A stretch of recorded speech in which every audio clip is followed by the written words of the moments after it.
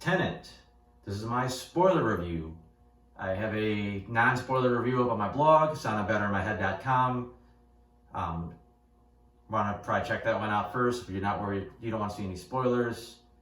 There wasn't a lot I could really say about the movie that I wanted to say on the non-spoiler review because there's just too many spoilers.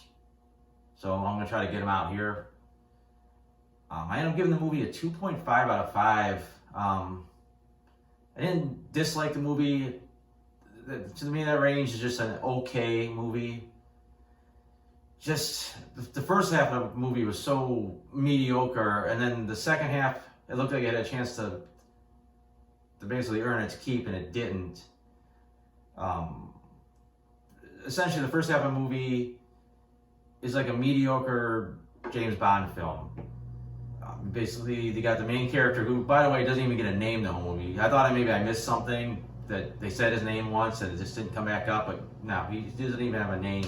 He's got no background. You don't know anything about him except that you're rooting for him. But it's like I said, he's going to this spot to try to get a meeting with this guy, and then going over here to get a meeting with this guy, and got to go through some elaborate stuff to get to see them. And then he has to go see this other person, do all this elaborate stuff, and he's got to get this painting, yet he doesn't even get the painting, and then he eventually, or drawing, and then eventually he finally meets the guy he's supposed to meet, and then he's got to try to trick him into doing something else. It's super convoluted, and it's not really that interesting. It's just, you start losing track of all these names, and it's kind of hard to hear what they're saying sometimes. I've heard people complain that the sound mix is off.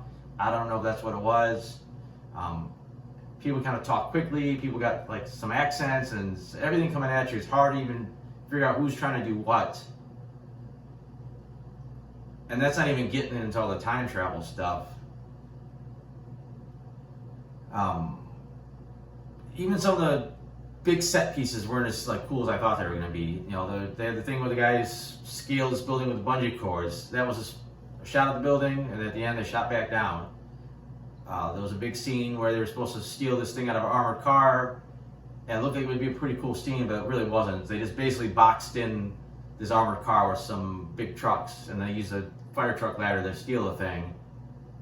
So that segment was just kind of, I thought there could have been more to it.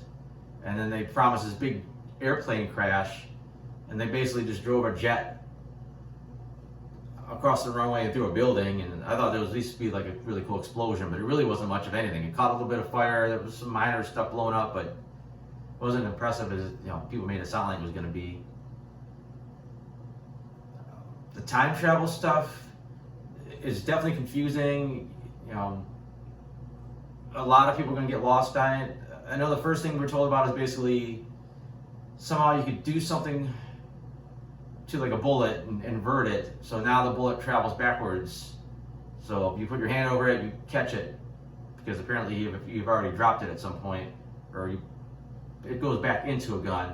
And that doesn't seem like there's any way this could be done. They never explain the science on it, but that's like they never explained the science back in Inception about how the dream machine works. So you just gotta go with it. Don't try to think they're going to explain how this works. Just go with it, that these things go backwards. Then you start getting the people going backwards, which again is still okay, but then they kind of throw the whole time travel thing in there. It's like, all right, now also people are going back in time with this turnstile, and now you can time travel a certain amount of time, but you could also go backwards until you get to another turnstile. And like I said, the rules are laid out clear enough. It's one thing to be clever, but I think it's another thing when you don't give the audience the rules ahead of time first. Maybe a lot of people are getting it and it makes perfect sense to them. I don't think a lot of people are going to enjoy this movie because they're just not going to understand it at all. But when you do get to the second half of the movie, it looks like it's going to pick up, because now we got this whole new team that's versed in this new time travel stuff. You got a lot of new options about what's going to happen. You see that they're going to go back and reappear some previous scenes, which they kind of had a slight giveaway. I mean, you knew when the one assailant got unmasked at the airport and the one guy didn't do anything with them, it was pretty clear that it was either him or the protagonist. So that you kind of could see that coming pretty much a mile away.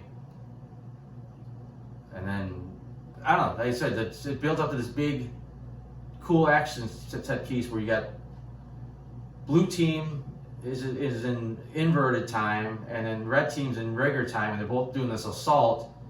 But it really didn't do anything special. You just got, these guys are running, and occasionally you see some guys going backwards in the background, and then the other teams are going, and then you see the other team going backwards. But the action itself isn't that special. There's not any really cool things like, okay, a guy gets blown up by an explosion that already happened, and maybe a wall blows up backwards. And there's a couple cool visuals, but the fight itself is just nothing special. And the objective is so unclear. Like, they try to explain it at the beginning, but it's hard to tell what everyone's role in this thing is, except for the two main soldiers, basically. And then even then it gets kind of confusing, because they get to this locked door, you see a body there, it's implied that it's somebody important,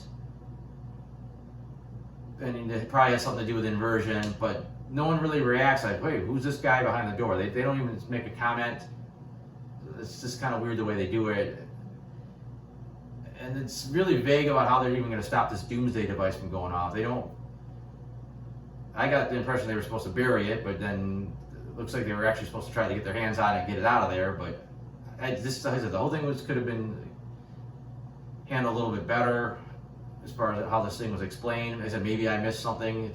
You almost have to watch it a second time to get all the details, but the movie's 2.5 hours long, so. And then the end's fine. The end, it comes together pretty well in the very end, but as I said, it was a slow build to this big reveal about you get to the whole inverted time stuff and the time travel, and they just don't have the big enough payoff to justify it. It's not as clever as it really thinks it is. It's just confusing. And like I said, as far as the characters, they're just okay. Just your typical Nolan film guys that show up. They got the role in kind of these little heisty scenarios, and they do their jobs, and we move on with it. The only one's got any kind of personal stuff is the character of Kat, the bad guy's wife. She's got some personal stake. She kind of connects too quickly to the protagonist. He seems almost too quickly. Like, it becomes about protecting her, and it's like they don't feel like their relationship was really earned. I know he understands their situation. He feels bad for her, but it just seems a little bit on the forced side. But really, that's all I got to say about the movie. I don't want to go too into depth. I just wanted to cover some of the topics that I could not get into in the non-spoiler review. I know I said last video, I don't know what's coming up next for reviews, and I've got Tenet was coming out. As far as I know, there's nothing in the month of September. I mean, maybe something will come up. October, there might be some stuff worth talking about. So, until then, thanks for watching.